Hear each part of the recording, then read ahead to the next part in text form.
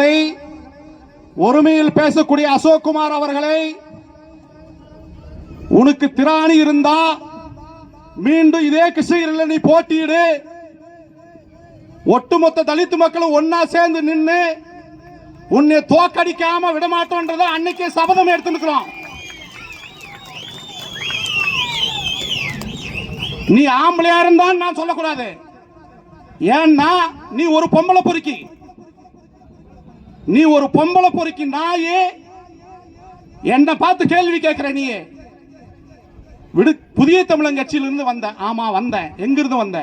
இந்த சமூகத்துக்கான கட்சி அங்க எனக்கு பிடிக்கல. நான் தலைவரை நேசிச்சேன். தலைவர் என்னை கூப்பிட்டாரு, கட்சியில சேர்த்துக்கினாரு, எனக்கு மாவட்ட செயலாளர் பொறுப்பு கொடுத்துருக்கிறார். இதுல உனக்கு என்னடா நோகுது? அசோக்குமாருக்கு என்ன நோகுதுங்க?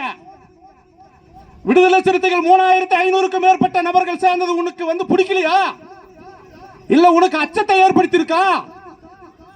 உனக்கு அச்சம் ஏற்பட்ட காரணத்தினாலதான் என் மேல வன்மத்தை கக்கியிருக்கிற. அண்ணன் திருமாவளவன் அவர்களே, நீ ஒருமையில பேசுற. என்ன நீ ஒருமையில பேசுற? யார உனக்கு அந்த அதிகாரம் கொடுத்தது? அந்த நாய்க்கு. என்ன நீ சட்டமன்ற உறுப்பினர் இருந்தா நீ என்ன பெரிய புடிங்க? நீ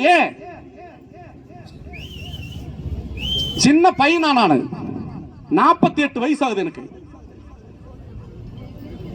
என்ன பார்த்தா சின்ன பையன். இவனெல்லாம் என்னை கேள்வி கேட்கிறான்.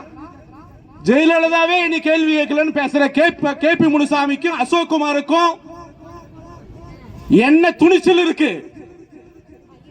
யார் உங்களுக்கு இந்த அதிகாரத்தை கொடுத்தது? என்ன இந்த மக்களை பார்த்தா உங்களுக்கு என்ன மாதிரி தோணுது?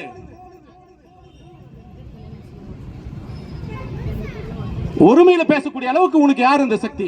நான் நாகரிகத்தோட கேட்டோம். எங்கள் தலித்து மக்கள் கூடி வாழக்கூடிய பகுதிக்கு நீ என்றைக்காவது வந்து ஒரு குறைகளை கேட்டு அவருக்காக நீங்க இந்த மக்களுக்காக போராடுறது உண்டா? போராடல.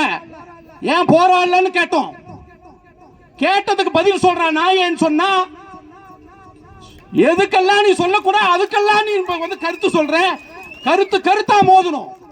நான் கருத்தா நான் கேட்டேன். என் கருத்துக்கு நீ பதில் சொல்லு, நான் உனக்கு பதில் சொல்றேன்.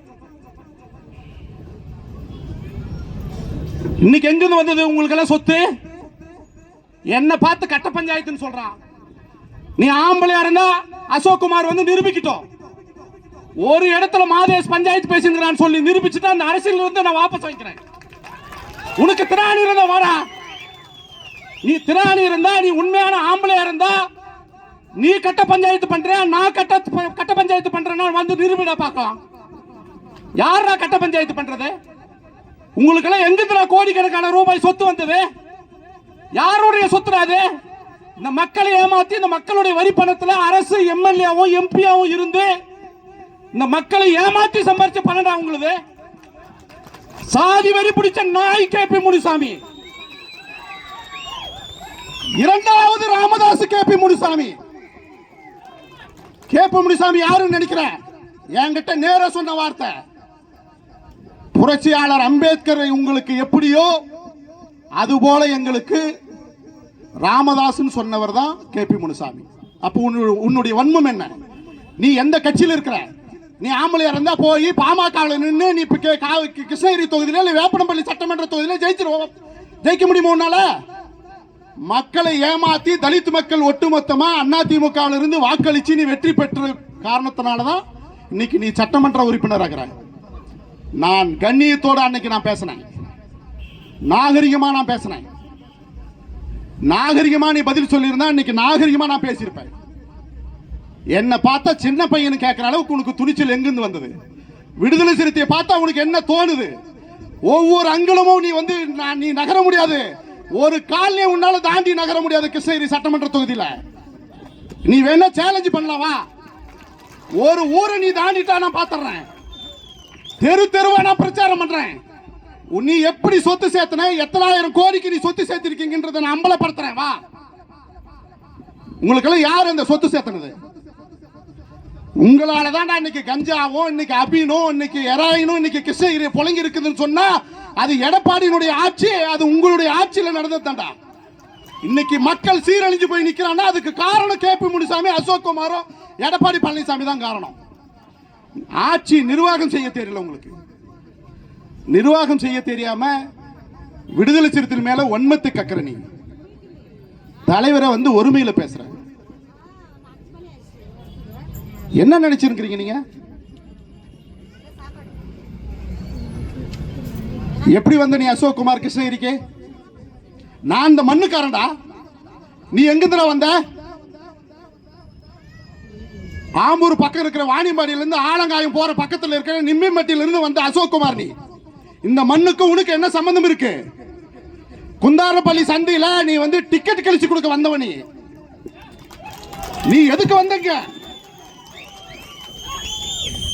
என்ன நினைச்சிருக்கிற நீ? நீ டிக்கெட் கிழிச்சு கொடுக்க வந்த அசோக் குமார் வேப்பனப்பள்ளி ஒன்றிய செயலாளராகிற, கிருஷ்ணகிரி மாவட்ட செயலாளராகிற, கிருஷ்ணகிரி மாவட்டத்தினுடைய மாவட்ட சேர்மேன் ஆகிற, எம்பி ஆகிற, இன்னைக்கு எம்எல்ஏவா இருக்கிற. நான் ஓட்டு போட்டுங்கிறேன் உனக்கு. இந்த சட்டமன்ற தேர்தலில் செங்குட்டு தோக்கணுன்றதுக்காக உனக்கு நான் ஓட்டு போட்டிருக்கிறேன். ஜனநாயக உரிமைப்படி உனக்கு வாக்களித்த நபர் நான். வாக்களித்த நபர்களுக்கு நீ வந்து பதில் சொல்லணும். கேள்வி கேட்டா பதில் சொல்லு. பதில் சொல்ல திராணி இல்லாத நாயே யாரை எடுத்தாலும் சரி, எந்த ஸ்டேஜ் போட்டாலும் சரி, ஒருமையிலே பேசுறது. திமுக மாவட்ட செயலாளர் பேசினா ஒருமையில பேசுறது, யார பேசினாலும் ஒருமையில பேசுறது. என்ன நீ என்ன அவ்வளவு பெரிய ஜாம்பவானா நீ? யார் இந்த மண்ணுக்கு உனக்கு என்னடா சம்பந்தம் இருக்கு?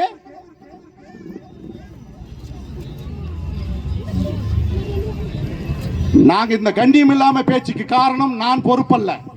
நீ என் மேல என்ன வழக்கு வேணாலும் போட நான் சந்திக்க தயாரா இருக்கிறேன். சரியா? எந்த வழக்கு போட்டாலும் நான் சந்திக்க தயாரா இருக்கிறேன். அந்த நாய்க்கு கண்ணியத்தோட நடந்துக்கணும். விடுதலை சிறுத்தைகளுக்கு சூளகிரியில் இருந்து நான் வன்மையா கண்டனம் தெரிவிக்கிறேன். மீண்டும் நீங்க வந்து ஜெயிக்கவே முடியாது. அடுத்த பிரச்சாரமே தெருமுனை பிரச்சாரம். ஒவ்வொரு காலையிலும் நான் போய் நின்று உங்களுக்காக அசோக் குமார், கேபி முனுசாமி என்ன செஞ்சிருக்காங்கன்றதை நீங்க பதிவு பண்ணணும். நீங்க என்ன செஞ்சுன்னு உங்களால சொல்ல முடியல.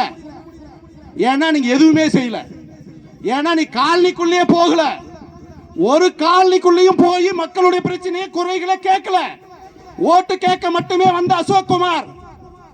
நேத்து சொல்றான் அசோக் குமார் சிவி ராஜேந்திரன் பர்கூர் தொகுதியை சேர்ந்தவர், அருமை அண்ணன். ஜெயபால் அங்க ஒரு ஒன்றிய செயலாளர். இந்த நாய் சொல்லுது நான் சிவிஆர் ஜெயபால் எல்லாம் நாங்கெல்லாம் போய் பார்த்துக்கிறோம். யாரோட பார்த்த நீ? எந்த காலனிக்கு போன? எந்த காலனுடைய பிரச்சனை தீர்த்திருக்கிற? இன்னைக்கு கூட வந்து பீர்ஜி பள்ளியில 27 பேருக்கு பழங்குடியின மக்களுக்கு விடுதலை சிறுத்தைகள் போராடி தான் பட்டா வாங்கி கொடுத்திருக்கிறோம். நீ என்ன புடுங்கன்னு சொல்ற நாயே? என்ன நீ வந்து சும்மா சவடால் பேசிக்கிற? கிருஷ்ணகிரியில் போட்டா மதியலங்கனை திட்டுறது, திமுகவை திட்டுறது, பேசுறதெல்லாம் ஒருமையிலே பேசுறது. யார பார்த்து பேசுற? விடுதலை சிறுத்தைகள் ஒருபோதும் அஞ்ச மாட்டோம். அஞ்சி பயந்து ஓடக்கூடியவர்கள் நாங்கள் அல்ல. வீறு கொண்டு மீண்டும் எழுந்து வருவோம். உங்களுக்கு அச்சம் ஏற்படக்கூடிய அளவுக்கு அந்த போராட்டம் நடைபெற்றிருக்கிறது. நீ இந்த போராட்டம் நடத்தப்பட்டது எங்களுடைய சட்டமன்ற உறுப்பினர் ஆலூர் ஷானவாஸ் அவர்கள் உடனடியாக போய் தலைமை நிலைய செயலாளரை சந்தித்து அந்த நோட்டீஸவே கொடுத்து கோரிக்கையா முன் வச்சாரு. நீங்க என்ன செஞ்சிருக்கீங்க? நீங்க எல்லாம் என்ன புடங்கன்னு சொல்றா? நாங்க இந்த மக்களுக்காக, இந்த மண்ணுக்காகவும், இவங்க வந்து 2 சென்ட் இடத்துக்காகவும், செத்தா புதைக்கிறதுக்கு சுடுகாட்டுக்காகவும், அதை எடுத்துன்னு போறதுக்கு பாதை இல்லைன்றதுக்காகவும் நாங்க போராடி இருக்கிறோம். யாரோ அவன் யாருன்னு தெரியல, விடுதலை சிறுத்தை மாவட்ட செயலாளர் அந்த பையன் ஏதோ பேசுறான் அப்படின்னு பேசுறான். நேற்று நீ என்ன சட்டமன்ற உறுப்பினர் இருக்கிற, நாடாளுமன்ற உறுப்பினர், இந்த கண்ணியமிக்க பேச்சு பேச முடியாது உன்னால? நாங்க ஸ்டேஜுக்கு வர வரைக்கும் கண்ணியத்தோட பேசணும் தான் நினைச்சேன். அவ்வளவு வைத்தறிச்சலோட பேசியிருக்கிறான் அசோக் குமார். அதை கேபி முனுசாமி கிட்ட பர்மிஷன் வாங்கிட்டு பேசுறான். கேபி முனுசாமிக்கு ஒரு அடிமை. இன்னைக்கு கை கட்டி நிக்கிறான் கேபி முனுசாமிக்கு முன்னாடி. அவன் சேர்ல உட்கார்றது இல்ல. டேய் நீ இன்னொரு வடிவேல்றா, இன்னொரு மாமன்றா. நாங்க உனக்கு நாங்க சுதந்திரத்துக்காகவும் உனக்காகவும் தானே போராடி இருக்கிறோம். இன்னொரு மாமன்னன் உருவாக்கி இருக்கிறோம். விடுதலை சிறுத்தைகள் தான் உனக்கு மாமன்னன். அண்ணன் திருமாவளவன் தான் உனக்கு மாமன்னன். உனக்கும் நாங்க வந்து கேபி முனுசாமி கிட்ட இருந்து மீட்கிறதுக்காக நாங்க போராடுறோம்டா. நீயும் சூத்திர பையன் தான்டா. சூத்திர பையனும் ஒன்னா சேர்ந்துக்கிட்டு கை கட்டி நின்னுக்கிறான் அவன் கிட்ட. இவன் ஒரு சட்டமன்ற உறுப்பினர். மானங்கள்ல மானங்கட்ட நாய.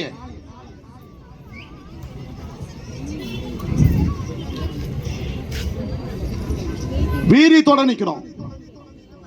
டயர் நக்கி பையன் ஜெயலலிதா கிட்ட போய் டயரை நக்கிட்டு இந்த பையன். இந்த கேபி முனுசாமி யாரு? ஜெயலலிதா கிட்ட டயரை போய் கும்பிட்டு இருந்த நாய் இது.